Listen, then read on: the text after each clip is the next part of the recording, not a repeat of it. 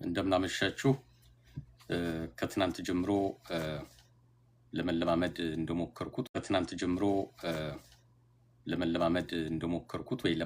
እንደሞከርኩት በየቀኑ ምሽት ከሰኞ እስከ ዓርብ አጠር ያሉ የቢዝነስ እና ፋይናንስ ኢኮኖሚ ወሬዎችን ለማቅረብ እሞክራለሁ።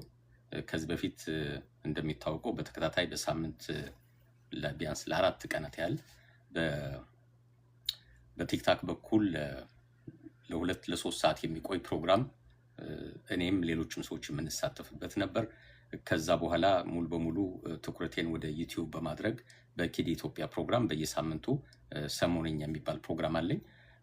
እዛ ላይ የምናቀርባቸው ዜናዎች የሳምንቱን ዜናዎች ጠቅለል አድርገን በመሆኑ በጣም ብዙ ሰዓት እየወሰደብን በእውነቱ የተዘጋጀነውን ያህል እንኳን 1/4 እንኳን ማቅረብ የማንችልበት ሁኔታ ነው የተፈጠረው።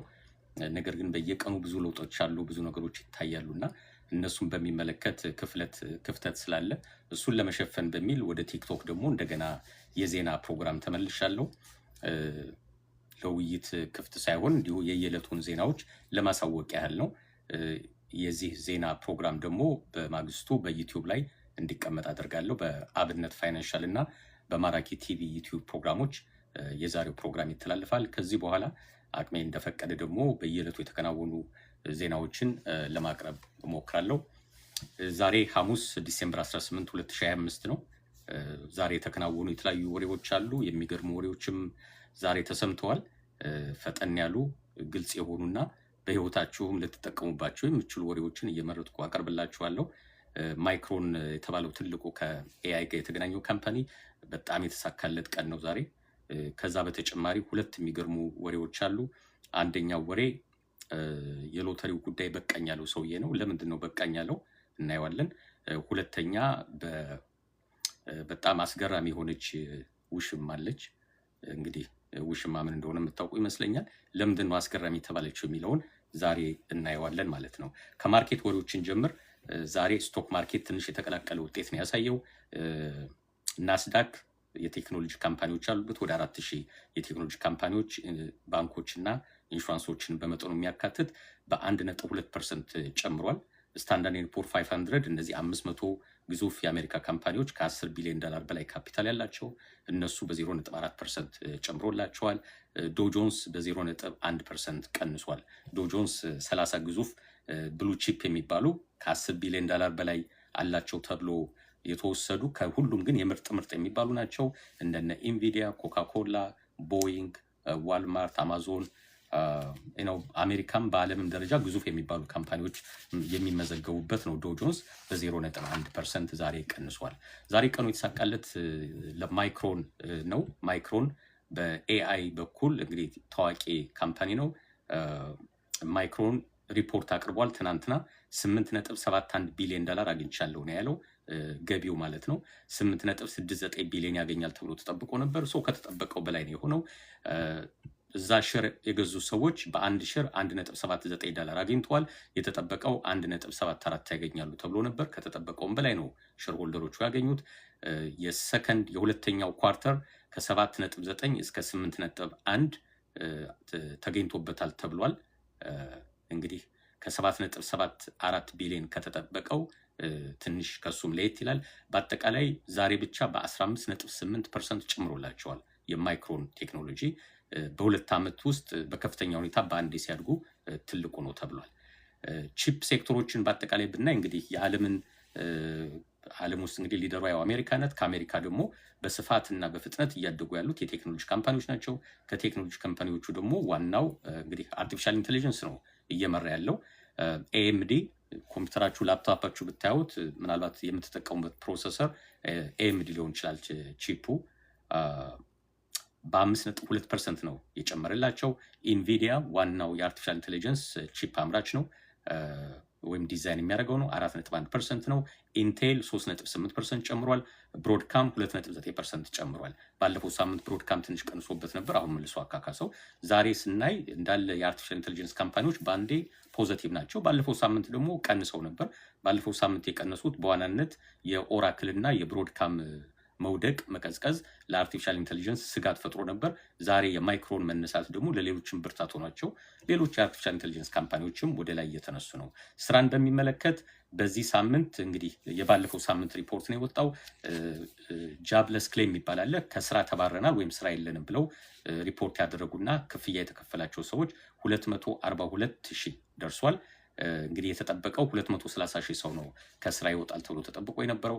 ነገር ግን 242,000 ሰዎች ስራ ለቀዋል ተብሏል። እንግዲህ ለአራት ተከታታይ ሳምንት ማለት ነው ከተጠበቀው በላይ ብዙ ሰዎች ከስራ እየተሰናበቱ መሆኑን የተነገራቸውና በየስቴቱ የአንኢምፕሎይመንት ኢንሹራንስ ስላለ እሱን ኢንሹራንስ ቤኔፊት የሚጠቀሙ ብዙዎቻችሁ በኮቪዱ ጊዜ አሜሪካ የነበራችሁ ሰዎች እንዲያውም ያኔ ስራ ከመስራት አለመስራት ይሻል ነበር። የፌደራል መንግስትም ስቴቶችም ከፍ ያለ ብር ይሰጡ ነበር። ሰዎች በየቤቱ በተቀመጡበት ወቅት እንዳይጎዱ በሚል ብዙ ገንዘብ ያገኙ ነበር። አሰራሩን ግን ብዙዎቹ ያኔ አውቀውታል። አንኢምፕሎይመንት ኢንሹራንስ በየሳምንቱ ይሞላል። በዛ ሳምንት ውስጥ ስራ ለማግኘት ሙከራ አድርገን ካልተሳካልን የሚቀጥለውን ሳምንት እንደገና ቤኔፊት እናገኛለን። ምናልባት በሳምንት 300-400 ብር ይሆናል የሚሰጡን። አትሊስት ለቤት ኪራይና ለአንዳንድ ነገር የሚሆን ገንዘብ ማግኘት እንችላለን ማለት ነው። ነዳጅን በሚመለከት 77.80 ሳንቲም ሆኗል በአንድ በርሜል በዓለም አቀፍ ደረጃ ማለት ነው። ትናንት በ4.2% ቀንሶ ነበር በቬኔዙዌላ ምክንያት ማለት ነው። አሜሪካና ቬኔዙዌላ ትንሽ ነገሩን እያከረሩት ነው፣ ወደ ጦርነት የሚሄዱ ይመስላል። ዛሬ መሰለኝ ፕሬዚዳንት ትራምፕ ደግሞ መሬታችንና ነዳጃችን እንዲመለስልን እንፈልጋለን ብለዋል። ከተወሰነ ዓመት በፊት ብዙ የአሜሪካ ነዳጅ ካምፓኒዎች ከቬኔዙዌላ እንዲወጡ ታዘው ነበር። ያው የኮሚኒስት ስርዓት ነበር ቬኔዙዌላ ውስጥ እና በዛ መሰረት ካምፓኒያችን መመለስ አለባቸው ብለዋል። እና የጦርነቱ ምክንያት እሱ ይሆን የሚል ስጋት ፈጥሯል። አሁን የትላልቅ የአሜሪካን ካምፓኒዎች ተመልሶ ቬኔዙዌላ መግባት ከፈለጉ በዚህ መንገድስ ነው ወይ ተመልሶ ቢዝነስ የሚሰራው ያን ሀገር መልሶ በመቆጣጠር የሚል ጥያቄ ይፈጥራል። በድሮ ጊዜ በአፄ ቴዎድሮስም ጊዜ እንደምናውቀው ትላልቅ የሚባሉ ፓወርፉል መንግስታት ምክንያት ይፈልጋሉ አንድን ሀገር ሄደው ለመቆጣጠር። በአፄ ቴዎድሮስ ጊዜም ሰራተኞች የኛ ዜጎች ታስረዋል ብለው ነው ወታደር ልከው ኢትዮጵያን ለማጥቃት የሞከሩት። ካምፓኒያቸውንስ ለማስመለስ ወደ ነበረበት ለማስመለስ ያን ያህል ጥረት ያደርጋሉ ወይ ብሎ መጠየቅ ነው። መሬታችን የሚመለስልን ብለዋል ፕሬዚዳንት ትራምፕ። ምን ማለት እንደሆነ ግልጽ አይደለም። ቬኔዙዌላ ውስጥ አሜሪካ ምን አይነት ህጋዊ መሬት እንዳላት አይታወቅም። ለሁሉም ይሄ እንደዚህ አይነት ወሬዎች የነዳጁን ዋጋ ይረብሹታል። ምክንያቱም በዓለም አቀፍ ደረጃ ቁጥር 1 ድፍድፍ ነዳጅ ያላት ቬኔዙዌላ ናት። እንግዲህ 3 አይነት የነዳጅ አይነቶች አሉ። በጣም ሶፍት የሚባለው አለ፣ ሁለተኛው ሌቭል አለ። ዋናው ግን ይሄ ድፍድፍ ነዳጅ የሚባለው ቁጥር 1 የሚገኘው ቬኔዙዌላ ውስጥ ነው። ቁጥር 2 አይ ቲንክ ካናዳ ናት። ቁጥር 3 ራሻ ናት። እነዚህ ሶስቱ ሀገሮች ከአሜሪካ ውስጥ እንግዲህ በታሪፉ ምክንያት አጣብቂኝ ውስጥ የገቡ ናቸው። ቢያንስ ካናዳንና ራሻን አታክ ማድረግ ላይ ችሉ ይችላሉ። ቬኔዙዌላን ግን የተዘጋጁ ይመስለኛል። ዶላር በዚህ ሳምንት ቀንሷል ነው የተባለው። በ0.3% የዶላር ዋጋ ቀንሷል። ሪኮሜንድ የሚደረገው ምንድነው? በተለይ እንደኛ አይነት ኢትዮጵያውያን ኤርትራውያንም በዓል እየደረሰ ስለሆነ የገና በዓል ለቤተሰቦቻችሁ የምትልኩ ከሆነ ይሄ ሳምንት የተሻለው ሳምንት ነው ተብሏል። የዶላር ዋጋ በቀነሰበት ጊዜ የተሻለ ብር ወይም የተሻለ ኤርትራውያን ከሆናችሁ የተሻለ ናቅፋ ማግኘት ይቻላል። እርግጠኛ አይደለሁም በዚህ መንገድ ኤርትራ ይላክ እንደሆን። ኢትዮጵያ ግን ቀጥታ በባንክ የሚላካል፣ በብላክ ማርኬት የሚላካል። ዞሮ ዞሮ ግን የዶላር ዋጋ በመቀነሱ የተሻለ ብር ቤተሰቦቻችን ሊያገኙ ይችላሉ ማለት ነው። ከዛሬው የቴክኖሎጂ እና የማርኬት ወሬ የምናገኘው ትልቁ ኮንክሉዥን ምንድን የሚሆነው? አንደኛ ማይክሮን የተባለው ካምፓኒ ያረጋገጠው ነገር ቢኖር አርቲፊሻል ኢንቴሊጀንስ ቡም ነው ወይስ ባሉን የሚል ጥያቄ ነው አሁን እየተነሳ ያለው። ቡም ማለት በእርግጥ በቃ እየተነሳ ያለ ሴክተር ነው ወይስ ባሉን ማለት ዝም ብሎ ባዶ የተወጠረ ማለት ነው? በአንድ መርፌ ሊፈነዳ የሚችል ባዶ ቀፎ ነገር ነው ወይ ነው? እና ማይክሮን ያሳየው ነገር ግን ባሉን አይደለም። በቃ በእውነት አርቲፊሻል ኢንቴሊጀንስ በህይወታችን ላይ ለውጥ ሊያመጣ የሚችል ትልቅ ነገር ሊሰራ እንደሚችል ብዙዎቹ ካምፓኒዎች እንደዛ አይነት የመረዳት ነገር ስላላቸው ዛሬ እሱን ዜና ሳይቷል። ዛሬ ብቻ ኦልሬዲ በ16% ጨምሮለታል ማይክሮን። እንግዲህ ቅድም ከነገርኩትም በተጨማሪ ሌላ ቅድም ካወራሁት ዜና ውስጥ አንድ ኮንክሉድ የምናደርገው ስራ የሚወጡ ሰዎች ቁጥር እየጨመረ እንደሆነ በየሳምንቱ ይታያል። ይሄ እንግዲህ የአሜሪካ ሌበር ዲፓርትመንት ራሱ ሪፖርት ያደርገው ማለት ነው። ምን ማለት ነው? ማርኬቱ ትንሽ ታፍ ነው ማለት ነው። በተለይ አይቲ ላይ ያሉ ሰዎች ትንሽ ሊቸገሩ ይችላሉ። በፌደራል መንግስት የቆየ ጉዳይ ነው። ሰራተኛ እንቀንሳለን የሚል ነገር ስለነበር አሁን ደግሞ ጃንዋሪ እየመጣ ነው። ጃንዋሪ 30 ላይ በጀቱ ካልታደሰ በቀር እንደገና የካቲትና መጋቢት ደግሞ ብዙ የፌዴራል መንግስት ሰራተኞች ደሞዝ ላይ ያገኙ ይችላሉ። ላይክ ኦክቶበር ላይ እንደነበረው ሊሆን ይችላል። ስለዚህ እንደነዚህ አይነት ፍርሃቶች ስላሉ የስራ ማርኬቱ እንደገና መቃኘትና ዜናውን በየጊዜው መከታተል ያስፈልጋል። ቅድም እንዳልኩት ሬሚተንስ ወደ ሀገር ቤት ገንዘብ መላክ የምትፈልጉ ሰዎች ከሚቀጥለው ሳምንት ይልቅ የዚህ ሳምንት የተሻለ ነው ተብሏል። የሚቀጥለው ሳምንት ትንሽ ዶላር ከፍ ሊል ስለሚችል በቫልዩ ደረጃ የምንልከው ገንዘብ በኮመርሻል ባንክ በኢትዮጵያ ባንኮች ሲመነዘር መጠነኛ ለውጥ ሊያመጣ ስለሚችል ማለት ነው። ከዚህ ውጭ ሌሎች ካምፓኒዎችስ ምንድን ነው ያገኙት ከተባለ እንግዲህ ትልቁ ማይክሮ እንደተጠበቀ ሆኖ HBM ወይም ደግሞ ሃይ ባንድዊዝ ሜሞሪ የተባለው በአጠቃላይ በ400% ከዓመት እስከ ዓመት ጨምሮላቸዋል። AI በአጠቃላይ እየተስተካከለ ነው። ዴታ ሴንተሮች ከፍተኛ ኢንካም እያገኙ ነው። ይሄ ካምፓኒ ከዴታ ሴንተሩ ብቻ $4.8 ቢሊዮን አግኝቷል። በአጠቃላይ ከሽያጩ 55% ያህል ያገኘው በከፍተኛ ሁኔታ ዲማንዱ መጥቷል ሲሉ የካምፓኒው ሲኢኦም ተናግረዋል። ወደ ጫማ እንሂድ። የስፖርት ጫማ ናይኪ ትናንትና ነው ሪፖርት ያቀረበው። የኳርተር ፐርፎርማንሱ ምን እንደሚመስል አቅርቧል። ትናንት ከ4 PM ላይ ነው ስቶክ ማርኬት የሚዘጋው የኒውዮርክ ስቶክ ማርኬት። ከ4 PM በኋላ ሪፖርቱን አቅርቧል። በአጠቃላይ በኳርተሩ ውስጥ $12.4 ቢሊዮን ነው ያገኘው ናይኪ። እንግዲህ ናይክ በጣም ትልቅ ካምፓኒ ነው። ናይክ የስታንዳርድ ፑር 500 ውስጥ ያለ ካምፓኒ ነው። which means ከ10 ቢሊዮን በላይ የማርኬት ቫልዩ ያለው ካምፓኒ ነው። ነገር ግን በናይክ የተጠበቀው $12.1 ቢሊዮን ያገኛል ተብሎ ነበር የተጠበቀው በገበያ ደረጃ። ያገኘው ግን 12.4 ነው። ከተጠበቀው በላይ ሰርቷል ማለት ነው። ብዙ ሰዎች የተሻለ ጫማ የናይክን ብራንድ ገዝተዋል። ከነ አዲዳስ ወይም ከነ ሌሎቹም ጋር ሊወዳደር ይችላል። ኤኒዌይ እዛ ላይ ኢንቨስት ያደረጉ ሰዎች 0.78 ሳንቲም በአንድ ሸር አግኝተዋል። ያው እንግዲህ አንድ ሰው ስቶክ ሲገዛ ሁለት ጥቅም ነው ያለው። የመጀመሪያው በየኳርተሩ ሪፖርቱ በሚወጣበት ጊዜ ካምፓኒው ካተረፈ ሸር ይሰጣቸዋል። አሁን ናይክ 0.78 ሰጥቷቸዋል። ማይክሮን ወደ $1 መሰለኝ ቅድም ያነበብኩት ካልተሳሳትኩ 1 ነጥብ ከምናምን ሰጥቷቸዋል በአንድ ሸር ማለት ነው። ሸሩ ለምሳሌ 100 ብር የተሸጠ ሸር ሊሆን ይችላል። በየኳርተሩ የተወሰነ ብር ይሰጠናል። ያችን ገንዘብ ማውጣት እንችላለን። ከፈለግን መልሰን እዛው ላይ ሪኢንቨስት ማድረግ እንችላለን። ሁለተኛው ደግሞ ይሄ ተጠራቅሞ የዛሬ 5 ዓመት 10 ዓመት ዛሬ በ20 ብር የገዛነው ሸር ያኔ በ500 ብር የሚሸጥ ከሆነ ከፍተኛ ትርፍ በአንድ ሸር ይገኛል ማለት ነው። መልቲፕል ሸር የገዛ ሰው በዛው ልክ ገንዘብ ያገኛል። ልክ ቤት እንደመግዛት ማለት ነው። ዛሬ ቤት በ500 ሺህ ገዝተን የዛሬ 10 ዓመት 1 ሚሊዮን ከገባ ቤቱ ቢሸጥ ቴክኒካሊ 500 ሺህ ብር ትርፍ እንደተገኘበት የካፒታል ጌን ይባላል። የዛ አይነት ውጤት ነው ያለው። ነገር ግን በሰሜን አሜሪካ የናይክ ሽያጭ በ8% ቀንሷል። በ3 ዓመት ውስጥ በጣም አነስተኛ የሚባለው ወይም ወርስት የሚባል ውጤት ነው። በዚህ መንገድ ቀንሶ አያውቅም ባለፉት 3 ዓመታት። በቻይና በኩል በ1% ጨምሯል። ነገር ግን በቻይና የናይክ ጫማዎች በ5% ያድጋሉ ሽያጩ ተብሎ ይጠበቅ ነበር። ነገር ግን በ1% ብቻ ነው የጨመረው። በመሆኑም እዛ ጋር ኢንቨስት ያደረጉ ሼር ሆልደሮች ትንሽ ቅሬታ አላቸው ማለት ነው። በቅሬታቸው መሰረት የናይክ ስቶክ ዛሬ በ3.2% ቀንሶበታል። ስለዚህ ዋናው ምን እየሰራ ነው ብቻ ሳይሆን ምን ኤክስፔክት እናደርጋለን። ምክንያቱም ኢንቨስትመንት ስለ ትናንትና ጉዳይ ሳይሆን ስለ ነገ ነው የሚያስበው። በተለይ ከሌሎች ካምፓኒዎች ጋር ሲወዳደር ሆካ፣ ኦንራኒንግ የሚባል ሌሎች ተፎካካሪዎችም ስላሉት እንግዲህ አዲዳስ በነ ጀርመን አካባቢ ያለ ፕሮዳክት ስለሆነ ወይም በአውሮፓ ስለሆነ የእሱን ዴታ ማግኘት አልቻልኩም ለጊዜው።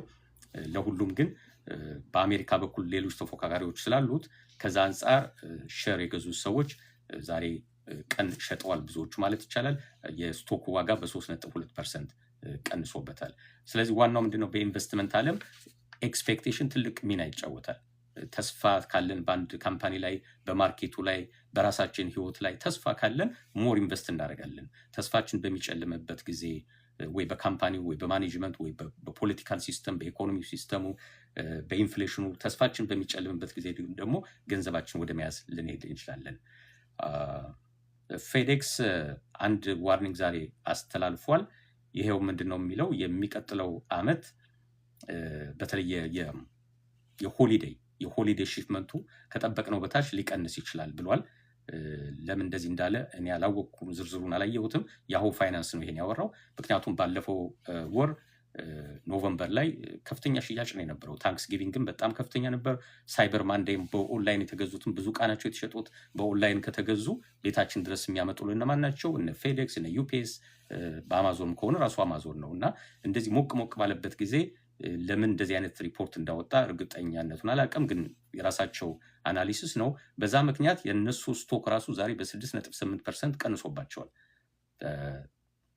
የተናገሩት ግን በዓላማ ነው።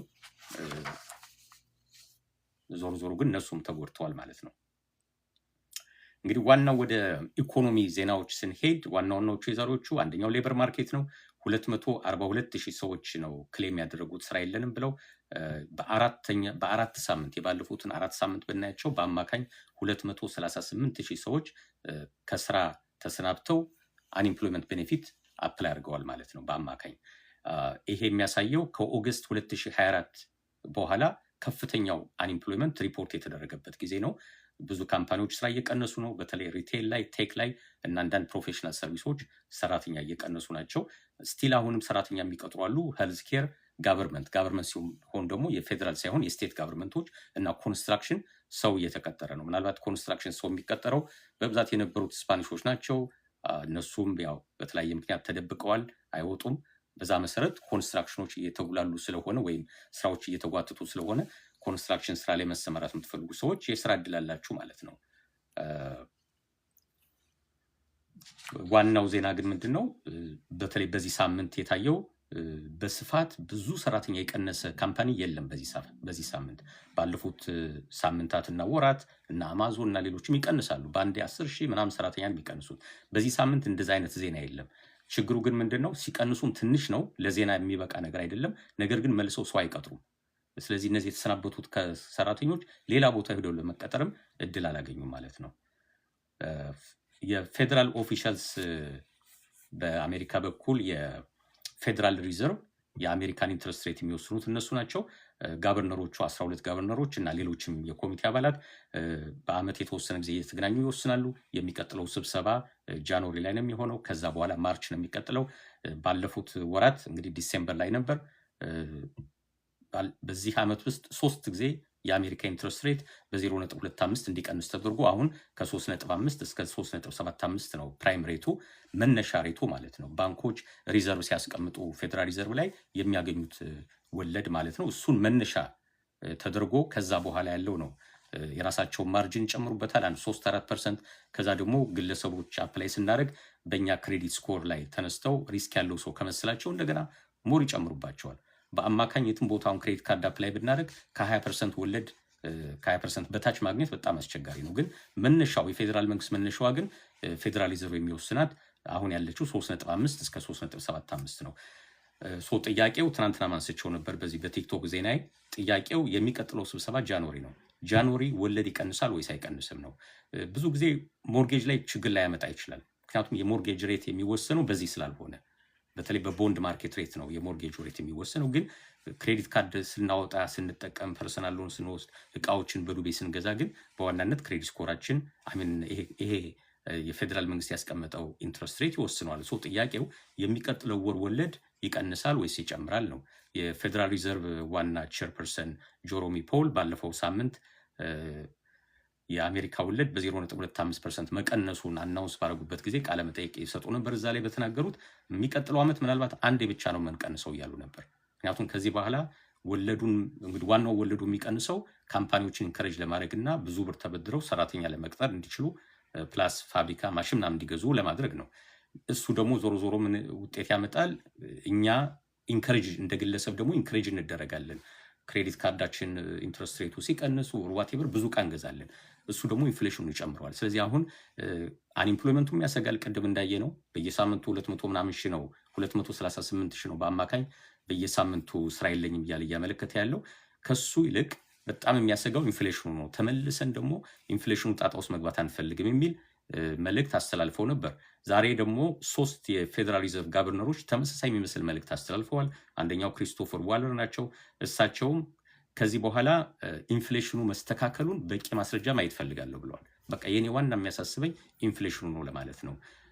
ኢንፍሌሽኑን ካላሸነፍ ነው በቃ ስለ ሬት ስለመቀነስ ከዚህ በኋላ መስማት አልፈልግም ብሏል። ሁለተኛው ራፋኤል ቦስቲክ ናቸው። እሳቸው ደግሞ 2026 ላይ አንዴ ምናልባትም ማክሲመም ከተባለ ሁለቴ ብቻ ልንቀንስ እንችላለን ብለዋል፣ ካሁኑ ማለት ነው። ጃን ዊሊያምስ አሁን ምንም ኢንተረስት ስለመቀነስ ማሰብ የለብንም በቃ ጥሩ መስመር ላይ ነን ብለዋል።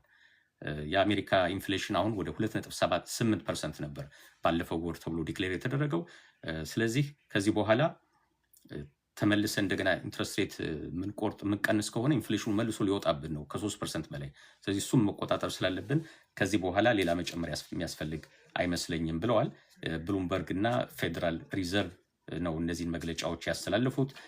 ማርች ላይ ምናልባት እንግዲህ ሊቀንሱ ይችላሉ ወለድ፣ ካልሆነ ግን ጃንዋሪ ላይ በሚኖረው ስብሰባ ተስፋ አታድርጉ የሚል መልእክት ተላልፏል ማለት ነው።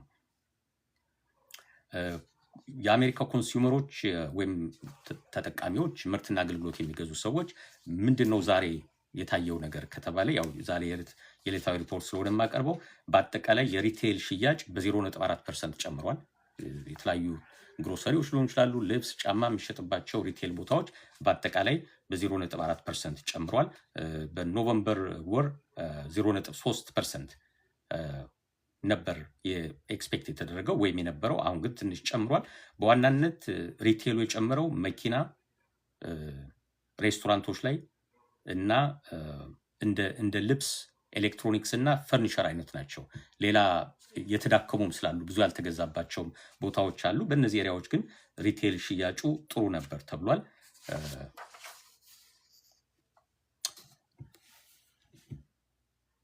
ወደ አንዳንድ ፕራክቲካሊ ልናደርጋቸው ከሚገቡ ነገሮች አንዳንድ ነገሮች እናያቸው። ለምሳሌ የመጀመሪያው ታክስ ሲዝን እየደረሰ ነው። እንደምታውቁት 2025 ኦልሞስት 10 ቀን ነው የሚቀረው 2025 ሊያልቅ 2026 ይገባል። እስከ ዲሴምበር 31 ድረስ የተደረጉ በግልም በቢዝነስም ያደረግናቸው እንቅስቃሴዎች በሙሉ 2026 ላይ ለታክስ ሪፖርት ይደረጋሉ። ታክሳችንን የሚጨምሩ ወይም የሚቀንሱ ጉዳዮች ሊሆኑ ይችላሉ። ከዚህ ውስጥ እንግዲህ በቀረን 8 የትሬዲንግ ቀናት ነው የቀረን።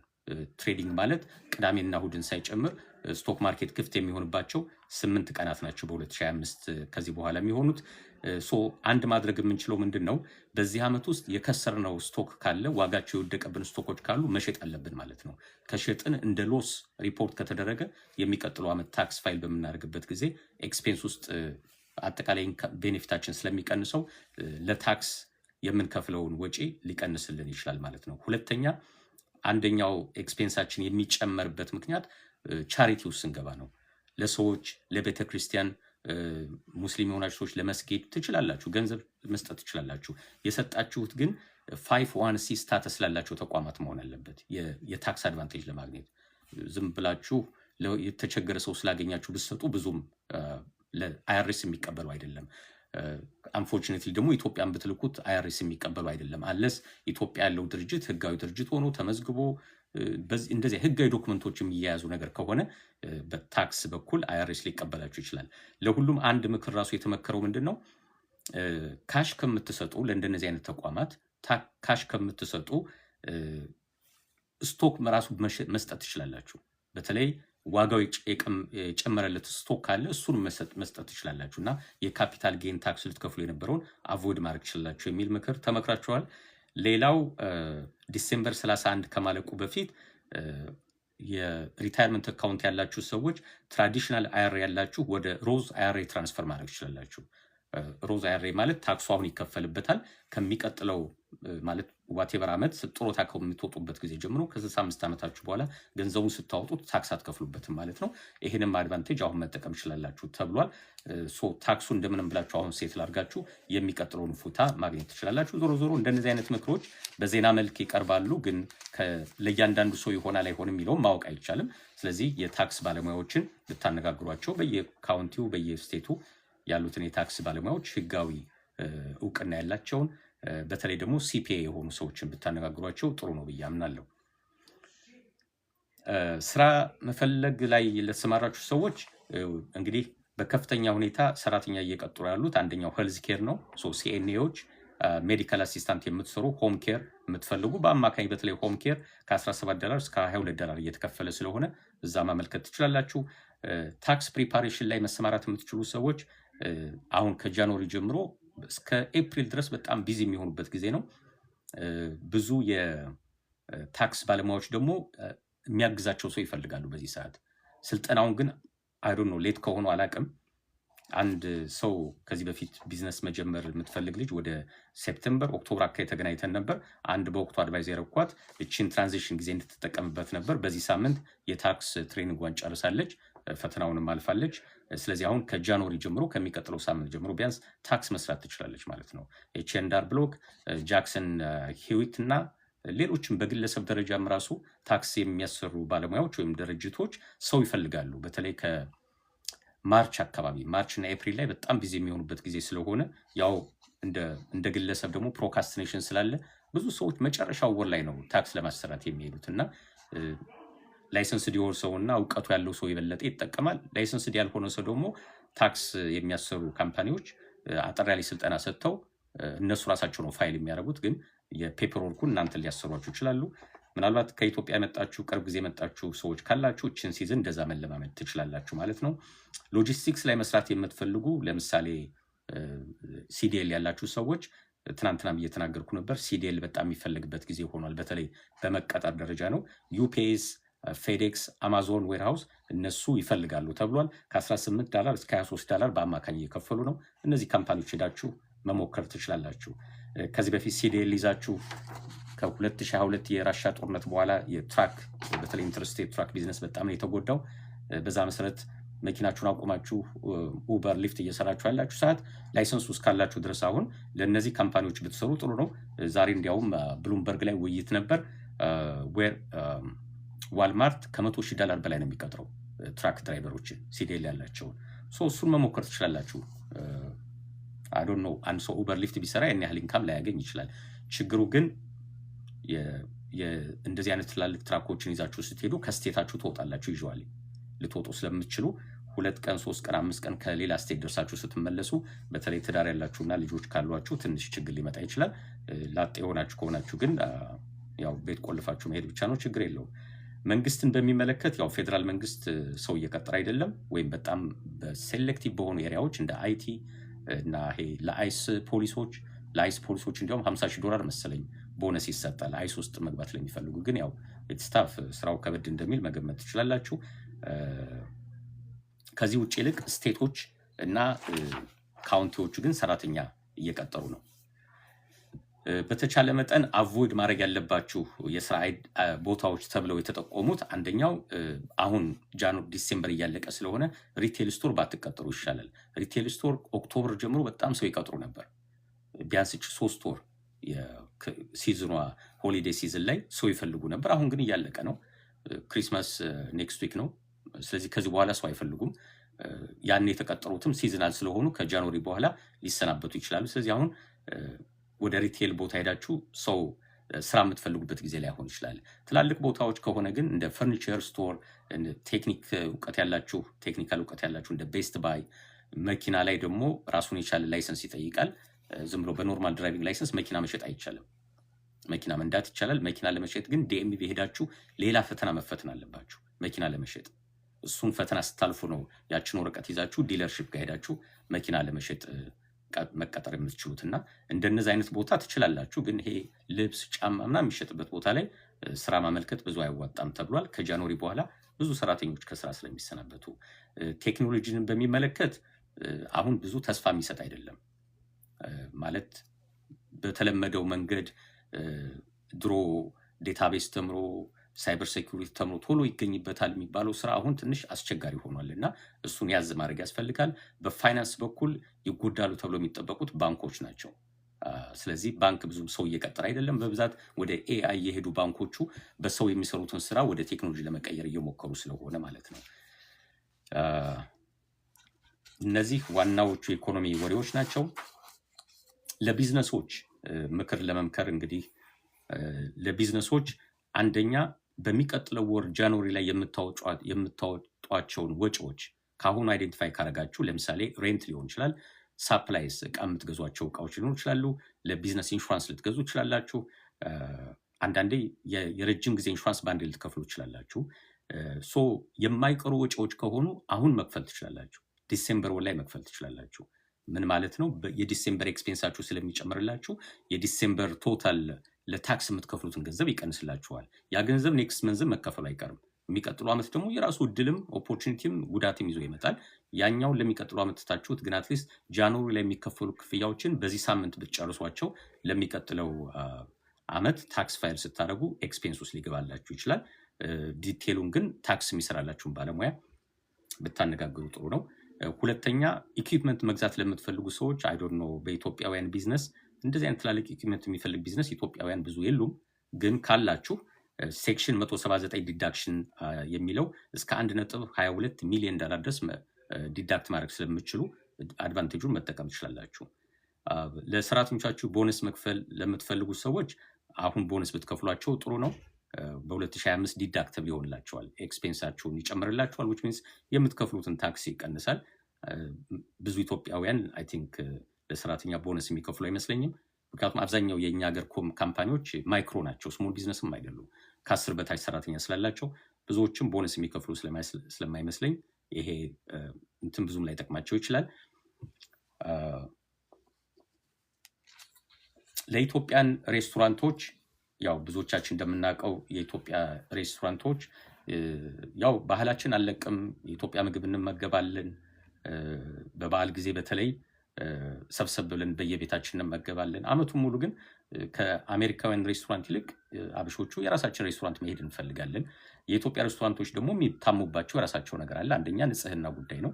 ከሽንት ቤት ጀምሮ ሌሎች ንጽህናዎች በየስቴቱ ያሉ ሬስቶራንቶች ሰዎች ሲያሙ ኮምፕሌን ሲያደርጉ የሰማችሁ ይመስለኛል። ይሄኛው ያኛው ማለት አልችልም። ከሽንት ቤቱ ጀምሮ ከነ ኪችኑ ንጹህ ነው ወይ፣ በተለይ ኪችናቸው ብዙ ጊዜ ምግብ የሚበስልበት ንጹህ ነው ወይ ብላችሁ ብትጠይቁ የምታገኙት መልስ በጣም የሚያስደነግጥ ሁሉ ሊሆን ይችላል። ለሁሉም ምንድን ነው ማድረግ የሚችሉት የኢትዮጵያ ሬስቶራንቶች፣ የኤርትራ ሬስቶራንቶች ከተባላችሁ በሚቀጥለው ሳምንት ትንሽ ማርኬታቸው ቀዝቀዝ ይልባቸዋል። አንደኛ በዓል ነው፣ ክሪስማስ ነው፣ ከዛ ታንክ ኒው ይር ይመጣል።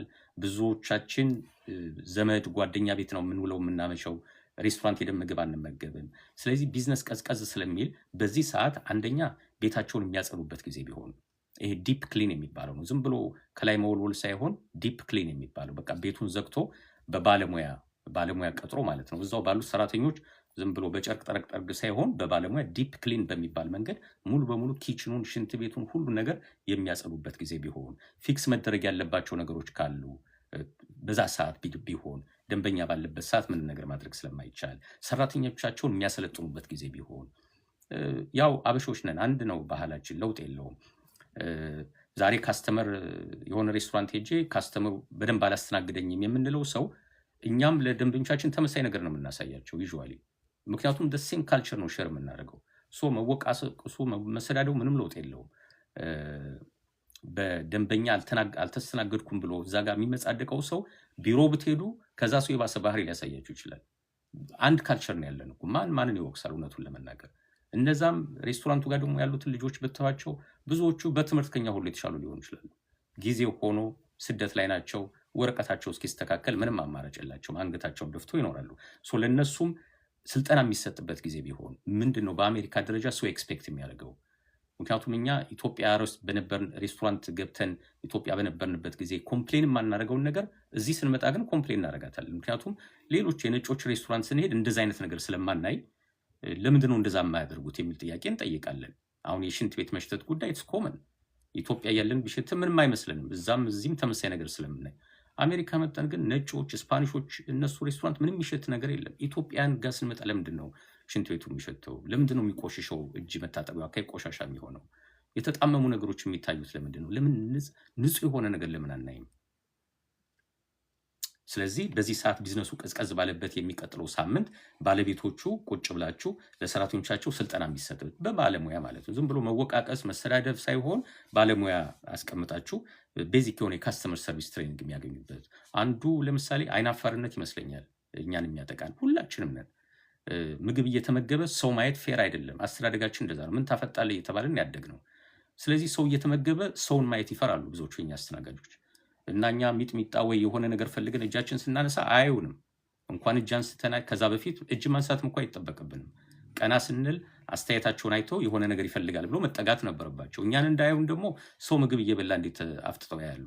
አስተዳደጋችን የሁላችን እንደዛ ነው።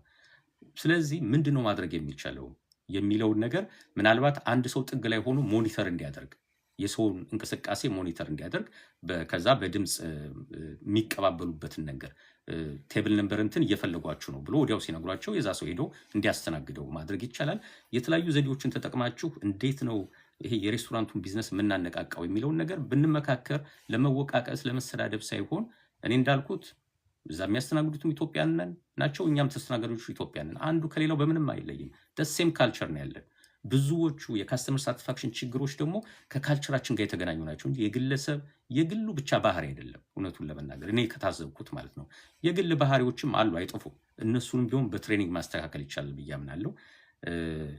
የ2026 አዳዲስ ፕሮዳክት ዲዛይን የምታደርጉበት አዳዲስ ምግብ ሁሌ ሴም ቲንግ ብቻ መሆን የለበትም። ለየት ያለች ነገር ይዛችሁ መምጣት ትችላላችሁና እንደዛ ቴስት የምታደርጉበት የምትለማመዱበት ቢሆን ጥሩ ነው ብዬ አምናለሁ።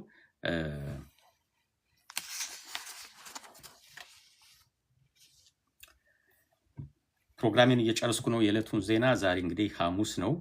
የሐሙስ የኤቢ ፋይናንሻል የቢዝነስ እና ኢኮኖሚ ዜናዎች ወደ ማጠቃለው ደርሻለሁ። የዕለቱን ዋናውና የኢኮኖሚ የፋይናንስ የስቶክ ማርኬት ዜና አቅርቤላችኋለሁ።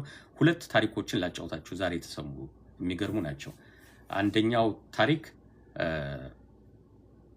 የ52 ዓመት ሴት ያጋጠማት ነው። ፍሎሪዳ ውስጥ ነው የምትኖረው። ፋይናንሻል አድቫይዘር ባለቤቷ ያስተዋውቃታል።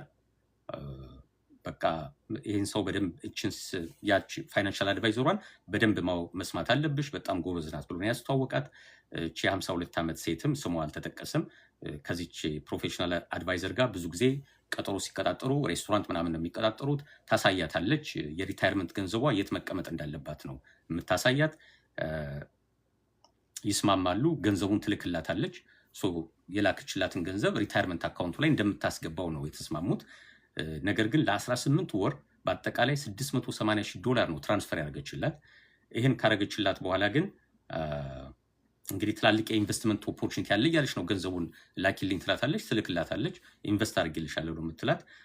መጨረሻ ላይ ግን ያቺ ፋይናንሻል አድቫይዘር የሆነችው ምንም የፋይናንስ እውቀት የሌላት ይልቅ የባለቤቷ ውሽማ ሆና ተገኘች ማለት ነው።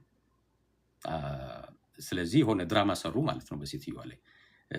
በዚህ ገንዘብ ምንድን ነው የተደረገው? 680,000 ሌክዠሪ የቅንጦት አፓርትመንት ገዛችበት። የተወሰነው ወይ ዳውን ፔመንት አድርገችበት ገዛችበት። ዲዛይነር ክሎዝ የሚባሉትን ይሄ የቅንጦት ልብሶች፣ የዲዛይነር ልብሶች እና ጌጣጌጦች ገዛችበት። ቫኬሽን ወጣች። በጣም ቆንጆ ቦታ ላይክ ትናንትና እንዳቀረብኩት አይነት በመርከብ በክሩዝ ይሆናል ወደ ጃማይካ ወደ ምናምን ሽርሽር ወጣች። እንዲያውም የዚች ሴትዮ ባለቤቱ እዛም ሽርሽር ላይ አብሮ ሄዶ ነበር። ተዝናንተዋል። ያው በሚስቱ ገንዘብ ነው የተዝናናው ማለት ነው እሱ። ያችኛዋ ደግሞ በውሽማዋ ሚስት ገንዘብ ነው የተዝናናቸው። የጆይንት ባንክ የጆይንት አካውንት ነበራቸው። ምንም የማታውቀው ሚስት ከዛ በፊት አታውቅም እንደዚህ አይነት አካውንትም እንደነበራቸው። ብቻ ገንዘብ እየወጣ ትራንስፈር ይደረግ ነበር። መጨረሻ ላይ ግን ውሽማዋ ወይም በኮቴሽን ፋይናንሻል አድቫይዘሯ ቴክስት ላከች። ቴክስት ስትልክ ለውሽማዋ የላከች መስሏት በስህተት የላከችው ለዚህ ሴትዮ ነው የላከችው ቴክስት ደግሞ ሞር የፍቅር አይነት ቴክስት ነው። አሁን ገባት ማለት ነው ነገሩ። ጨዋታው የኢንቨስትመንት ጨዋታው ገባት ማለት ነው። መጨረሻ ላይ ጉዳዩ ከታወቀ በኋላ አሁን ምን ደረጃ ነው ያለው ሲባል ባል ዲቮርስ ፋይል አድርጓል። ሊታረቅ የማይችል ልዩነት በሚል ነው ፋይል ያደረገው። እንግዲህ ከባድ ነው። ማን ነበር ፋይል ማድረግ የነበረበት ነው፣ ግን ባል ቀድሞ ፋይል አድርጓል። ወይዘሪት ውሽሚት ጠፍታለች። ገንዘቡንም ይዛት ጠፍታለች። የት እንዳለ አይታወቅም። ያው አፓርትመንቱ አለ፣ ግን ሌላው ነገር በሙሉ ጠፍቷል። ልብስ፣ ጌጣጌጥ ምናምን ነው። መዝናናት ነው የተዝናናችው። ሜሞሪ ላይ ነው የሚቀረው። ምንም መልሽ የምትባለው ነገር አይደለም። በአጠቃላይ እስካሁን የተገኘው $50,000 ብቻ ነው። $50,000 በህግ ያው ክስ ተመስርቶበታል፣ ይመለስላታል። በሴትዮዋ ላይ ደግሞ በክራይም በማጭበርበር ተከሳለች፣ እየተፈለገች ነው ማለት ነው። የፍሎሪዳ ኮርት ላይ የተገኘ መረጃ ነው። አሁን ይሄ ለኛ ኢምፕሊኬሽኑ ምንድነው? ባልና ሚስት በሚኖሩበት ጊዜ ንብረታቸው እንዴት ነው ፎሎ አፕ የሚያደርጉት? ብዙ ጊዜ የኢትዮጵያ ቤተሰብ የሆንን ፓትሪያርካል ፋሚሊ ነው የሚባለው፣ ወንድ ዶሚናንት የሆነበት ቤተሰብ ነው። ብዙ ጊዜ እናቶች ቤት ማስተዳደሩን ልጅን ማሳደጉን ለነሱ ይወስዱና የገንዘቡን ጉዳይ ይሄ ውጭ ያለው መሯሯጡን ለባላቸው ይሰጡታል። ምናልባት እነሱ ያን ብዙ የማያውቁት ኤሪያ ስለሆነ ባልየው መሯሯጡን እንደ ፖዚቲቭ ነገር ወስደውት ሊሆን ይችላል። በዛ ሳይድ ደግሞ ያለው ባል ሁሉ መረጃ እጁ ነው ያለው፣ ሁሉ ነገር ያውቃል። ሚስቱ እንደማታካወቀ እንደዚህ አይነት አቢዩዝ የሚያደርግ ከሆነ በጣም ከባድ ነው። እና ባልና ሚስት ቁጭ ብለው ተመካክረው ያላቸውን ሀብት እኩል የሚመዘገቡበት እኩል የሚያውቁበት ምን ዶክመንት እንዳለ ቦታው ዶክመንቱ የት እንደተቀመጠ ቢመካከሩ ጥሩ ነው ብዬ አምናለሁ። በኪድ ኢትዮጵያ ፕሮግራም አይ ቲንክ የዛሬ 3 ሳምንት እንደዚህ አይነት ፕሮግራም የሰራው ይመስለኛል። በየቤቱ መቀመጥ ያለባቸው ዶክመንቶች ባልና ሚስት ማወቅ ያለባቸው። እኔ ጋር ለአድቫይስ ከሚመጡት ውስጥ እንደዛ የሚያጋጥሙኝ አሉ። በዚህ ወር ውስጥ አንድ ያጋጥመችኝ ባለቤቷ በህይወት የለም ሞቷል። ቤት አለ፣ ባንክ ገንዘብ አለ። በሱ ስም ብቻ ባንክ ገንዘብ ይኖራል። ምንም የምታውቀው ነገር የለም። ዲዱ ምንድነው የት ነው ስላት ዲድ ምንድነው ነው የምትለኝ። ቤት አለ እኮ።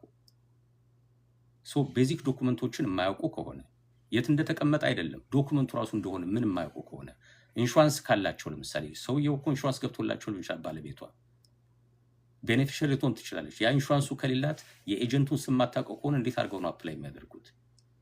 ሶ ባልና ሚስቶች የጋራ ንብረት በሆነ ጉዳይ ላይ ተመካክረን ብንወስን ጥሩ ነው ብዬ አምናለሁ። ያው የኢትዮጵያው ካልቸር ይዞናል። አንዳንዴ ሚስቶች አሜሪካም ሆነው ሁሉን ነገር ለባሎቻቸው አሳልፈው ሰጥተው ሊሆን ይችላል። የአሜሪካ ሕግ ደግሞ እንደዛ አይደለም፣ የተለየ ነው። ሁለቱም እኩል መብት አላቸው ስለሚል ሚስቶችም ነቃ ነቃ ብለው ስለ ፋይናንሱ ማወቅ አለባቸው። በወንዱ በኩል ክፋት ያለ አልመሰለኝም፣ ግን ሞታለሁ ብሎ ስለማያስብ ዝም ብሎ ይደክማል። በቃ ይደክማል። ዶክመንቱን የሆነ ቦታ ያስቀምጣል። ከዚህ በፊት አንድ ያጋጠመኝ ሰው መስሪያ ቤቱ ውስጥ ነው ዶክመንቱ የተወው። በአክሲደንት ምናምን ሞቷል። መሳቢያ ውስጥ ነው ያለው መስሪያ ቤቱ። ያው እሱ ሲሞት መስሪያ ቤቱ ምን ያደርገዋል እንግዲህ ዶክመንቱን ሰብስቦ በፓኬጅ የሆነ ካርቶን ውስጥ አድርጎ ኮንቴነር አድርጎ ያስቀምጠዋል። ሶ ለሆነ ጉዳይ ዶክመንቶቹን ይዞ እንደወጣ በአጋጣሚ መስሪያ ቤቱ እንዳስቀምጠው ወደ ቤቱ አልመለሰውም። ሶ ዊል ቢኖር እዛ ጋር የቤቱ ዶክመንት ኦሪጂናል ዲዱ ምናምን ቢኖር ቤት ውስጥ ያሉት ሰዎች ምንድን ነው የሚያደርጉት? እንዲሁ ቤቱን ትርምስምስ ቢያደርጉትም አያገኙትም እኮ መከራቸውን ነው የሚያዩት። እና እንደነዚህ አይነት ነገሮች ሲሪየስ ነገሮች ናቸው። ብንመካከርበት ትዳር ያላችሁ ሰዎች ልጆችም ካሏችሁ እንዲያው ትንሽ ወደ 16 ጠጋ ያሉ ወደ 18 ከዛም በላይ ለእነሱም ራሱ አንዳንድ ቤዚክ መረጃ ብትሰጧቸው ጥሩ ነው ብዬ አምናለሁ። ሁለተኛው ስቶሪም ትንሽ ገረም የሚል ስቶሪ ነው። በሱ የዛሬው ፕሮግራም እጨርሳለሁ። አንድ ሰው ኦሃዮ ስቴት ውስጥ ሎተሪ ያሸነፈ የ44 ዓመት ሰው ነው። ይሄ ስክራች የሚደረግ ሎተሪ ነው ያሸነፈው አሁን ዲሴምበር ነው፣ ባለፈው ወር ኖቨምበር ላይ ነው ያሸነፈው። እና ቀጥታ ወደ ሎተሪው ቢሮ ሄደ፣ ቁጥሩን ሰጠ፣ ታየ፣ ትክክለኛ ቁጥር ነው። ታክስ ክፈል ተባለ። $350,000 ታክስ ከፈለ። ቀሪው $650,000 ካሽ ተሰጠው ማለት ነው። ማለት ቼክ ተሰጠው፣ ወደ አካውንቱ ገቢ ያደረገው። በዚህ ወር ተመልሶ ወደ ሎተሪ አስተዳደር ሄደ፣ ወደ ኦሃዮ ሄደ። ኦሃዮ ሎተሪ አስተዳደር ቢሮ ከገባ በኋላ ገንዘቤን ውሰዱ፣ አልፈልግም ሎተሪውን አላቸው። እንደዚህ አይነት ነገር አጋጥሟቸው አያውቅም እነሱ። እንግዲህ 1 ሚሊዮን ሎተሪ እጣ ለማግኘት ያለው እድል በአሜሪካ ውስጥ ከ2.5 ሚሊዮን አንድ ናት ያለችው እድል 1/2.5 ሚሊዮን 0.000 በቃ የለም። ይሄ በጸሎትም በምንም የሚገኝ እጣ አይደለም እንዴ። በጸሎት ቢሆንማ ስንቶቻችን ደርሶን ነበር ሎተሪ። ኤኒዌይ እንደዚህ የማይገኝ እጣ ወይም ውጤት እንዴት ይመልሳል ይሄ ሰውዬ? ምንድነው ምክንያቱ ሲባል እሱ ምንድነው የሚለው ከባለቤቴ ጋር የፍቺ ፕሮሰስ ኦልሬዲ ጀምረናል። እንግዲህ ሎተሪውን የቆረጠው የፍች ፕሮሰሱ ከተጀመረ በኋላ ነው። ፍቹ ገና አላለቀም በኮርት እና የኤክስ ዋይፉ ወይም የሚስቱ ጠበቃ ሰማ፣ ሎተሪ እንዳለው ሰማ፣ እንዳገኘ ሰማ። ስለዚህ አነጋገረው ማለት ነው። ያነጋገረው ምንድነው ግማሹ የባለቤት ነው መልስ አስተላልፍ ለሚስት ተባለ። 325,000 ማለት ነው። የ650,000 ግማሽ 325,000 አለ። አይ እኛ እኮ ኦልሬዲ ፍች ፕሮሰስ ላይ ነው ማለት እኮ አልቋል ማለት አይደለም። በኦሃዮ ሕግ ደግሞ ፕሮሰስ ላይ ያለ የፈራ ንብረት ስቲል የጋብቻ ንብረት ነው ተብሎ ነው የሚቆጠረው። እያንዳንዱ ስቴት ያው የራሱ ህግ ስላለው በዛ መሰረት ይህን ሲሰማ በጣም ነው የተናደደው። ያው ዩዥዋሊ ይታወቃል ዲቮርስ ላይ ባልና ሚስት ትንሽ ኢሞሽናል ይሆናሉ። ድሮ የነበራቸው ፍቅር፣ ልጆች ማሳደግ እሱ ሁሉ ይጠፋና በጣም ኢሞሽናሊ መሆን ነገር ይመጣል። እሱ ፓርት በሳይኮሎጂስቶች ጥሩ ይሰራበታል። እውነቱን ለመናገር እዛ ጋር ቢሄዱ መፍትሄ አላቸው ለሁሉም ነገር። አንዳንዴ የኮሚኒኬሽን ችግር ነው የመጠላላት ነገር ሳይሆን የኮሚኒኬሽን ችግር ስለሆነ ማለት ነው። ለሁሉም 325,000 ለሷ ከምሰጣት 650,000 ይቅርብኝ ነው እንግዲህ ሰውየው አቋም። የኢሞሽኗ ውጤት ማለት ነው። ልጆችም ሊኖራቸው ይችላል። ዜና ላይ አላየው። ኤኒዌይ 325,000 ለሷ ከምሰጥ እንኩ 650,000 አልተጠቀምኩበትም፣ መልሽላችኋለሁ፣ 20 ብሬን መልሱልኝ አላቸው። የ20 ብር ሎተሪ ነበር ስክራች ያደረገው ያን ቀን። ከዛ የሎተሪ አስተዳዳሪ ይሄን ነገር ማድረግ አንችልም አሉት። አንደኛ የተሸለመ የሎተሪ ውጤት ተመላሽ አይደረግም፣ አሰራር የለንም፣ ሰምተንም አናውቅም፣ ፕሮሲጀርም የለንም። በቃ እንደዚህ ገንዘብ የሚመለስበት ፕሮሲጀር የለንም። ሁለተኛ ታክስ ኦልሬዲ $350,000 ከፍለሃል፣ ታክስ ደግሞ ተመላሽ አይደረግም፣ ታክሱ በዛው ነው የሚቀረው። ስለዚህ ምንም ልናደርግልህ አንችልም ነው። ሶስተኛው ገንዘቡ ያንተ ነው፣ በህጋዊ መንገድ ሌጋሊ ያንተ ነው። ከዚህ በኋላ ብትፈልግ ሸር አድርገው ብትፈልግ ሸር አታርገው፣ የራስ ውጤት ነው፣ ያንተ ውሳኔ ነው፣ እኛን አይመለከትንም። በህጋዊ መንገድ አንተ የሎተሪው ባለቤት ስለሆን ከፈለክ ለቻሪቲ ስጠው ገንዘብህን። 650,000 ቢሆን ለቻሪቲ መስጠት ትችላለህ። በቃ እኛ አይመለከተንም አሉት። በኋላ ቼክ ሲያደርገው 650,000 ለቻሪቲ መስጠት አይችልም። እንዲያውም ከሰጠ ቅጣት ይቀጣል። በጋብቻ ጊዜ የፈራ ሀብት ንብረት በማሸሽ ተብሎ ሌላ ቅጣት ፔናልቲ ሊጠብቀው ነው ማለት ነው በኦሃዮ ህግ መሰረት። እና ሰውየው አጣብቂኝ ውስጥ ገብቷል። ምን ትመክሩታላችሁ ለዚህ ሰውዬ ነው ጥያቄው። ታይሚንጉ ጥሩ ታይም አልነበረም ወይ? ፍቺው ካለቀ በኋላ ገዝቶት ቢሆን ጥሩ ነበር። እኔም የማይሆን ምክር እየመከርኩት እንዳይሆን በአማርኛ የሚሰማ ከሆነ ሰውየው ታይሚንጉ ለሁሉም ጎዳው። ግን ልጆች ካሉት በአንድ ወቅት አብረኛ ፍቅረኛ የነበሩ ሰዎች ናቸው። 350,000 ብትጠቀም ምንም እሱ ሉዝ የሚያደርገው ነገር የለም። 350,000 ለሱ ስለሚበቃው ይበቃዋል አይበቃውም አላቅምም፣ አይመለከተኝም። ግን ሸር ቢያደርገው ይጎዳል ብዬ አላስብም፣ ገንዘቡን መመለስም ስለማይችል። ፕላስ ሸር ለሌላ ሰው ወይም ለሆነ ቦታ ነን ፕሮፊት መስጠት ይችላል። ግን በጣም ነው ለውሳኔው እንዴት እስከዚህ ድረስ ሊወስን ለቻለ እኔ ግራ ገብቶኛል። ብዙ ሰዎች እንደዚህ የሚያስቡ አይመስለኝም። አላቅም። አንድ ሰው ሲፋታ የዛች ሞመንት ላይ ያለችው ኢሞሽን ከባድ ስለሆነች ሰው ራሽናል የሚያደርገት ፓርት ስለምትጨልምበት የፈለገውን ቢያስብ አያስገርምም። ግን እሱ ያሰበው እንደዛ ነው። ምን ትመክሩታላችሁ ለዚህ ሰው ነው? ገንዘቡን ያካፍላት ወይስ ቅጣቱን ተቀጥቶ ለሆነ ቻሪቲ ይስጠው?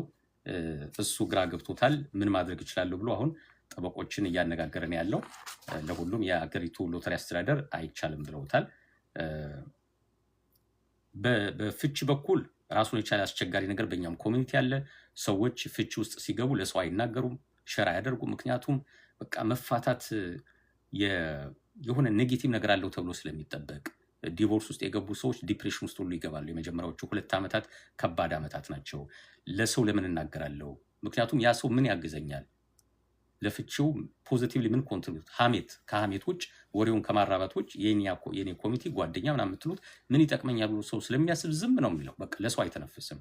ዝም ያለ ሰው ደግሞ ኢሞሽን ውስጥ ነው የሚታመቀው። የበለጠ እየተናደደ ነው የሚሄደው። ሰው ሲተነፍስ ይወጣለታል እኮ። ሲናገር አይ አንተም ተሳስተሃል የሚለው ሰው እኮ ይመጣል። አንቺም ተሳስተሻል የሚላቸው ሰዎች ይመጣሉ። እንዴት ታደርጊያለሽ እንደዚህ የልጅሽ አባት አይደል ምናምን የሚልም ሰው እኮ ይመጣል። በሌላ በኩል ደግሞ ኔጌቲቭ መካሪዎችም ስላሉ ፍቺው እኮ በጣም ከባድ ነው። ትንሽ ስትቀደድ በቃ ዘሎ የሚገቡ ሰዎች አሉ። በተለይ የፋይናንስ ጉዳይ ኬዙ ካለበት ኢቭን የቤተሰብ አባላት ሳይቀሩ ይገቡበታል በኬዙ ላይ ማለት ነው። እና በእኛ ኮሚኒቲም በጣም ከባድ እንደሆነ አውቃለሁ። ከዚህ አንጻር ግን ባልና ሚስቶች ከመፋታታቸው በፊት 2 አማካሪዎችን ማነጋገር አለባቸው። አንደኛው ኮመን የሆነው የህግ አማካሪዎች ነው፣ ፕሮሲጀሩን ማወቅ አለባቸው። ሁለተኛው ደግሞ የፋይናንስ አማካሪዎች ናቸው። የህግ ላይሰንስ ያላቸው ሰዎች የግድ የፋይናንስ እውቀት አላቸው ማለት አይደለም። አብዛኛዎቹ ክርክሮች ግን የፋይናንስ ክርክሮች ናቸው። አሁን ይሄ የፋይናንስ ክርክር ነው። ቴክኒካሊ ህጉን ተከትሎ ነው የሚወሰነው። ጥያቄው ግን የገንዘብ ነው። ብዙዎቹ የሚያነጋግሩ አጀንዳዎች የገንዘብ አጀንዳዎች ናቸው። የልጅ የሚመስሉትም ጥያቄዎች ዞሮ ዞሮ ከፋይናንስ ጋር የተገናኙ ናቸው። ልጅ ለማሳደግ አሊሞኒ ምናምን እና ለቻይልድ ሰፖርት ገንዘብ ይሰጣል። ዞሮ ዞሮ ከገንዘብ ጋር ይገናኛል። የልጆችን ኢንሹራንስ ማን ነው የሚከፍለው? ልጆቹ ከታመሙስ ዲዳክተብሉ ማን ነው የሚከፍለው? አንድ ልጃችን ወይ አንድ ልጅ ታሞ $200,000 ዋጋ ያለው ሕክምና ቢያደርግ 80% ኢንሹራንሱን ቢከፍል 20%ን ወላጅ ነው የሚከፍለው። ከተፋቱ ከ2 ዓመት ከ3 ዓመት በኋላ ከሆነች ያቺ ችግር የመጣችው ፕሪሚየሙን ይከፍላለሁ ማለት ይችላል እኮ አንድ ሰው። ግድ የለም እኔ መስሪያ ቤቴ ውስጥ ስላለ ልጁ እኔ ጋር ይቆያል ማለት ይችላል፣ እሷም ወይም እሱ። ዲዳክትብሉንስ ማን ነው የሚከፍለው? በኋላ የጋራ ልጅ ስለሆነ ሸር ማድረግ አለባቸው። ግን አንድ ፍቹ ካለቀ በኋላ የራሱ ጉዳይ መባባል ይጀምራሉ፣ የራስሽ ጉዳይ መባባል ሊጀምሩ ይችላሉ። እና እንደነዚህ አይነት ነገሮችን ከፋይናንስ ባለሙያ ጋር መነጋገር የሚቻለው መጀመሪያ ከፋይናንስ ጋር ሴትል አድርጎ ኮመን የሆኑ በዲቮርስ ኬዝ የሚነሳባቸው የፋይናንስ ጉዳዮች አለ። ፕሮፐርቲ፣ ልጅ ማሳደግ፣ ኢንቨስትመንት፣ ባንክ ላይ ያለ ገንዘብ፣ የጥሮታ ገንዘብ ሊሆን ይችላል፣ የኢንሹራንስ ጉዳይ ሊሆን ይችላል። የጥሮታ ገንዘብ ሴት እናት ናት ብዙ ጊዜ የምትጎዳው። ልጆችን ስታሳድግ ቆይታለች። በዛ ምክንያት 10 ዓመት 15 ዓመት ሳክሪፋይስ አድርጋለች። ህይወቷን ለቤተሰቧ የአቅሟን ያህል ኮንትሪቢዩት አድርጋለች። አባት ወይም ባል ከአቅም በላይ ደግሞ ኮንትሪቢዩት አድርጎ ሊሆን ይችላል። 2 ስራ 3 ስራ እየሰራ እንደዚህ አይነት ወንዶች አሉ፣ ጠንካራ ወንዶች 2 ስራ 3 ስራ የሚሰሩ። ምክንያቱም ሚስት ልጃቸውን ይዛ ቴክ ኬር ስለምታደርግ ሁሉም ፋይናንስ መሸፈን ስላለበት ሞርጌጁ፣ ቤት ኪራይ፣ ምግብ የሚመጣው ባል ከሚያመጣው ገንዘብ ሊሆን ይችላል። እናት ደግሞ ልጆቿን ቴክ ኬር እያደረገች ነው። በተለይ ደግሞ ትንሽ ዲሴቢሊቲ ኦቲዝም ያላቸው ልጆች ካሉ ኑሮ በጣም ከባድ ነው ለእናት። ስራ መስራት አትችልም። 10 ምናምን ዓመት ከስራ ወጥታለች። ከዛ በኋላ ተመልሼ ስራ ልግባ ብትል አትችልም። ምክንያቱም ዘመኑ ተቀይሯል፣ ሁሉ ነገር ተቀይሮ ነው የሚጠበቃት። ድሮ በነበራት እውቀት አሁን ማን ይቀጥራታል? ከ10 ምናምን ዓመት በኋላ። ሁለተኛ 10 ምናምን ዓመት ለጥሮታ የተቀመጠላት ገንዘብ የለም፣ ስራ ስላልሰራች ማለት ነው። በሶሻል ሴኩሪቲ የምታገኘው ቤኔፊትም ይቀንሳል። ካምፓኒውም 401k 403 አላስቀመጠላትም። የደከመችው ግን ለቤተሰቧ ነው። ጥሮታዋ ምንድን ነው የምታደርገው? ገንዘብ የላትም። እንደነዚህ አይነት ነገሮች ለጠበቃው ዝም ብለን አሳልፈን የምንሰጣቸው አይደሉም። አንዳንድ የኛ ኮሚቴ አባላት ወይ እንግሊዘኛ ማንበብም ስለሚከብድ ይሆናል ጠበቃው ግጥም አድርጎ ጽሁፍ ጽፎ ይመጣላቸዋል። ፈርሙ ሲላቸው ከስር የት ማለት ብቻ ነው በቃ ጥያቄ፣ የት ልፈርም ነው። ውስጡ ያለውን ነገር ምን ያውቁታል? ስለዚህ መጀመሪያ የፋይናንስ ሰው ይዘው ዋና የዲቮርስ ፋይናንስ ኢሹስ የሚባሉ አሉ። በዲቮርስ ጊዜ መነሳትና መወሰን ያለባቸው የፋይናንስ ኢሹዎች፣ በነዛ ኢሹዎች ላይ ጠበቃው ሳይገባ ማለት ነው ባልና ሚስት በሰከነ መንገድ መነጋገር አለባቸው። የወደፊት ህይወታቸው የልጆቻቸው ህይወት ጉዳይ ስለሆነ እዛ ጋር መጣለቱ መሰዳደቡ ለጊዜው መቆም አለበት። በጣም ኢሞሽናል ጊዜ ናት፣ አንደርስታንድ አደርጋለሁ። ግን የወደፊት ህይወታቸው የሚመለከት ነገር ነው፣ የልጆቻቸውን ህይወት የሚመለከት ነው። ከፋይናንስ ባለሙያ ጋር ቁጭ ብሎ እሱን ከጨረሱ በኋላ ያን የተስማሙበትን ነገር ይዘው ነው ወደ ጠበቃ መሄድ ያለባቸው። ለጠበቃው በዚህ ጉዳይ ላይ ተስማምተናል፣ ስለዚህ ችን ነገር አዘጋጅተህ አስጨርስልን ነው ማለት ያለባቸው። እና እኛ ኮሚኒቲ ላይ እንደዚህ አይነት ችግሮች ስላሉ እንዲሁ በዚህ አጋጣሚ መልእክት ለማስተላለፍ ነው። የዛሬው የሐሙስ የኤቢ ፋይናንሻል ዋና የፋይናንስ የኢኮኖሚ የቢዝነስ አንዳንድ እንደዚህ ማህበራዊ ህይወት የሚመለከቱም ከኢኮኖሚ ጋር የተገላቀሉ ነገሮችንም አቀርባለሁ። ይሄን ይመስላል። እንደወደዳችሁ ተስፋ አደርጋለሁ። ኮሜንት የሚሰጥበትን መንገድ ዘግቼዋለሁ፣ ምክንያቱም እንዲሁ በነፃነት መንገድ ዜናውን ማቅረብ ስለምፈልግ ተሳዳቢዎቹ ምንም ስላሉ እነሱ እንዳይመጡ ለማድረግ ነው። ይሄ ፕሮግራም ነገ ዩቲዩብ ላይ አብነት ፋይናንሻል እና ማራኪ ቲቪ ላይ ይጫናል። ምናልባት ከተወሰኑ ጊዜ በኋላ ደግሞ እንደዚህ ላይ ፕሮግራም ስለሚኖር እዛ ላይ በእንደነዚህ አይነት ጉዳዮች የምንወያይበት ቀን ይመጣል። ሰብሰብ አድርጌ ደግሞ በሳምንቱ የተወሩትን ወሬዎች ደግሞ እና በዚህ ያልተካተቱትን ሌሎችም ብዙ ስላሉ ማለት ነው በሳምንታዊ የኪድ ኢትዮጵያ ዩቲዩብ ፕሮግራም ላይ ማክሰኞ መለሳለሁ። ዛሬ የተላለፈው እንግዲህ ማክሰኞ የምንቀረጸው ሐሙስ ነው የሚተላለፈው። ዛሬ ኪድ ኢትዮጵያ ብላችሁ ዩቲዩብ ገብታችሁ የዛሬው ፕሮግራም መከታተል ትችላላችሁ። ብዙ ጠቃሚ መረጃ እንደምታገኙ ተስፋ አደርጋለሁ። ከኤቢ ፋይናንሻል ጋር ስላመሻችሁ አመሰግናለሁ።